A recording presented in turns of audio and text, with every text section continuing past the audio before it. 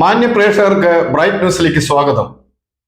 ക്രിസ്തു ശിഷ്യനായ മാർത്തോമാ ശ്ലീഹായുടെ പാദസ്പർശമേറ്റ അന്താരാഷ്ട്ര തീർത്ഥാടന കേന്ദ്രമായ മലയാറ്റൂർ പള്ളിയിൽ ഭാരതത്തിന്റെ വിവിധയിടങ്ങളിൽ നിന്നും വിവിധ രൂപതകളിൽ നിന്നും വരുന്ന വിശ്വാസികൾക്ക് സഭയുടെ ഏകീകൃത കുർബാന അർപ്പണത്തിൽ പങ്കെടുക്കുവാനുള്ള കാനോനിക നടപടികൾ സഭാ നേതൃത്വം സ്വീകരിക്കണമെന്ന് വിശ്വാസി സമൂഹം.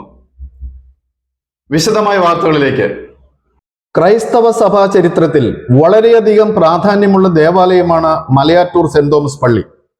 AD 52 ഭാരതത്തിലെത്തിയ തോമസ് ശ്ലീഹ മലയാറ്റൂരിൽ വരികയും അതീവ ദുഃഖിതനായി ദിവസങ്ങളോളം പ്രാർത്ഥനയിൽ മുഴുകിയിരുന്നു എന്ന് വിശ്വസിക്കപ്പെടുന്നു.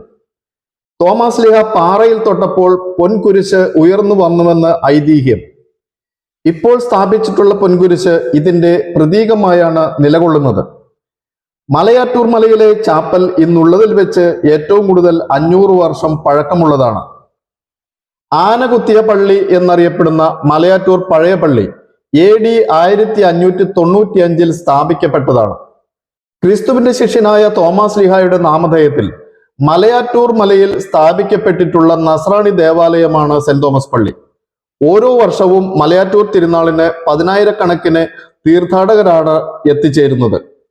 മേൽ സൂചിപ്പിച്ച കാരണങ്ങളാൽ തന്നെ കത്തോലിക്ക സഭ ഇതിനെ അന്താരാഷ്ട്ര തീർത്ഥാടന കേന്ദ്രമായി പ്രഖ്യാപിച്ചിട്ടുണ്ട്. കേരളം ആസ്ഥാനമായി പ്രവർത്തിക്കുന്ന കൽദായ പാരമ്പര്യത്തിൽപ്പെട്ട ഒരു പൗരസ്ത്യ കത്തോലിക്ക സഭയാണ് സിറോ മലബാർ സഭ, അഥവാ മലബാറിലെ സുറിയാനി കത്തോലിക്ക സഭ. മാർപ്പാപ്പയുടെ നേതൃത്വത്തിൽ ഉണ്ടായ ലോകത്തിലെ ഏറ്റവും വലിയ ക്രിസ്തീയ വിഭാഗമാണ് കത്തോലിക്ക സഭ.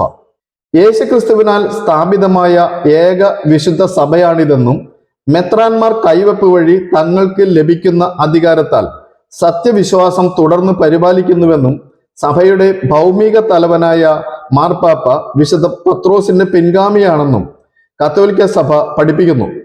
ചുരുക്കത്തിൽ മുഖവുരയായി ഇവിടെ ഇതെല്ലാം സൂചിപ്പിക്കാൻ കാരണം ലോകത്ത് എവിടെ ചെന്നാലും വിശ്വാസികൾക്ക് സിറോ മലബാർ സഭയുടെ പരിശുദ്ധ കുർബാന ലഭിക്കാൻ കുർബാന അർപ്പണ രീതികൾ ഏകീകൃതമായി ക്രമീകരിച്ചു. അതിന്റെ ഭാഗമായി സിറോ മലബാർ സഭയുടെ 35 രൂപതകളിലും ഈ രീതി നടപ്പിലാക്കി. എന്നാൽ എറണാകുളം അങ്കമാലി അതിരൂപതയൊഴികെ മറ്റെല്ലാ രൂപതകളിലും പരിശുദ്ധ കുർബാന ഏകീകരണം നടപ്പിലായപ്പോൾ എറണാകുളം അങ്കമാലി അതിരൂപതയിൽ മാത്രം പരിശുദ്ധ കുർബാന ഏകീകൃത രീതി നടപ്പിൽ വരുത്താതിരുന്നതിന് പിന്നിൽ മാർഗ തടസ്സമായി നിൽക്കുന്നത് മേജർ ആർച്ച് ബിഷപ്പ് റാഫേൽ തട്ടിലും അദ്ദേഹത്തിന്റെ വികാരിയായ ജോസഫ് പാംപ്ലാനിയും സഭയിലെ പെർമനന്റ് സിനഡ് അംഗങ്ങളുമാണ്. ഈ അതിരൂപതയുടെ യഥാർത്ഥ തർക്ക വിഷയം പരിശുദ്ധ കുർബാനയല്ല എന്ന് ഏവർക്കും അറിയാം.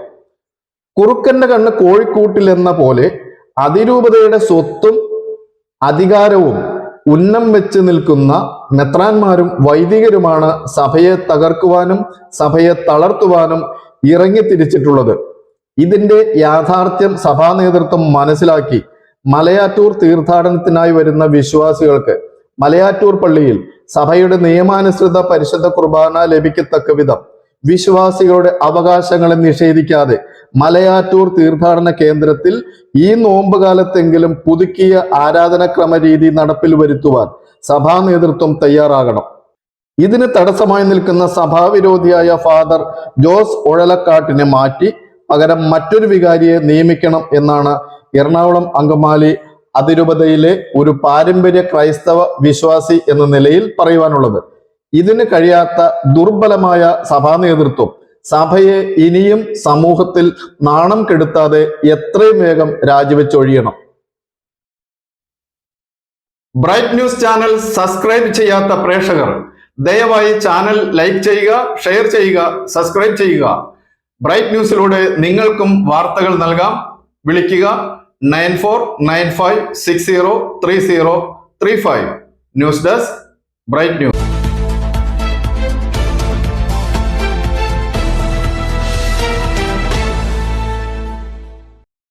This news brought you by Renovation World.